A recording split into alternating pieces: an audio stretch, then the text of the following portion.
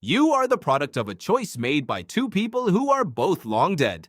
Not a choice you remember, not a choice you were ever told about, but a choice that had to go right over and over for hundreds of thousands of years, or you would not be sitting here right now.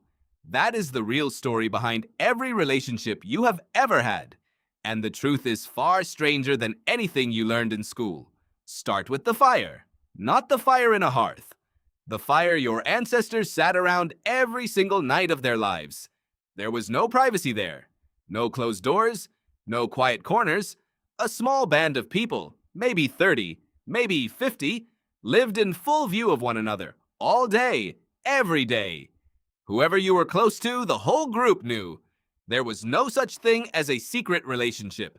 Every bond you formed was watched, judged, and remembered by everyone around you. This changes everything about how you should picture ancient partnership. It was never a private decision made by two people alone. It was a public event, shaped by the entire group's approval or disapproval. Anthropologist Sarah Blaffer Hrdy has argued that this constant social visibility was not an accident. It was survival. A partnership that the group supported meant more hands to help raise a child.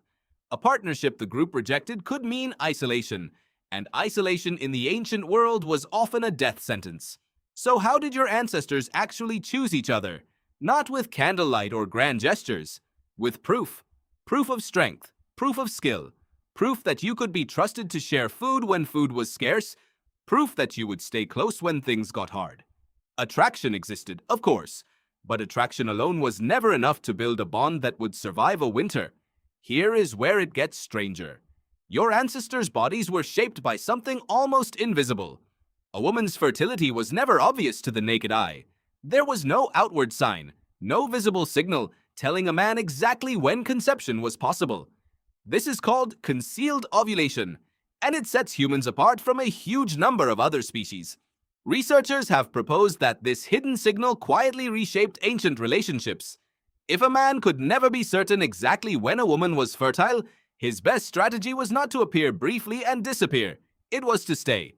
To stay close across the entire cycle, to help gather food, to help defend the camp, to be present, consistently, for months at a time. Think about what that means. The uncertainty itself may have been the reason long-term partnership took root in the first place. Not romance in the way you picture it today.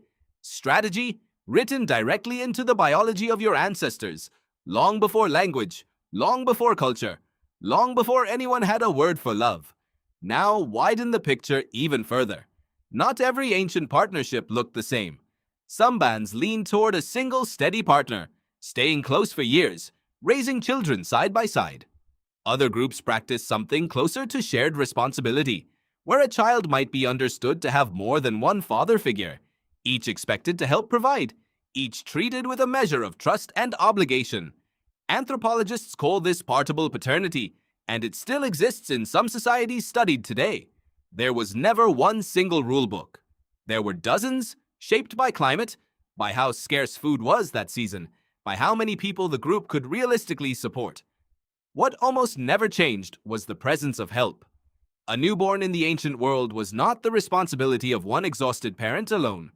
Grandmothers held the child while a mother rested. Older siblings carried water. Unrelated adults, people with no blood tie at all, sometimes stepped in simply because the group depended on every child surviving. A partnership between two people was the beginning of a story, but it was never the whole story. The whole story involved everyone standing near that fire. This is the part most people never think about when they picture ancient romance. It was never really about a single spark between two people in isolation. It was about who the entire group trusted enough to fold into its future.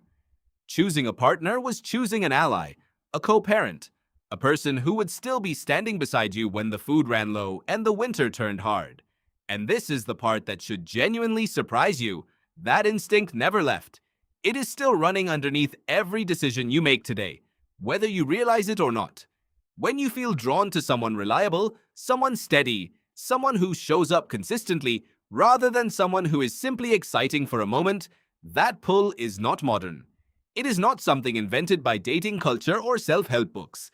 It is the same ancient calculation your ancestors were making around that fire, just dressed in different clothes.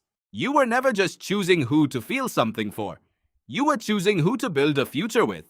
Your ancestors understood that instinctively because their lives depended on getting it right. And somewhere beneath everything you feel today, so do you.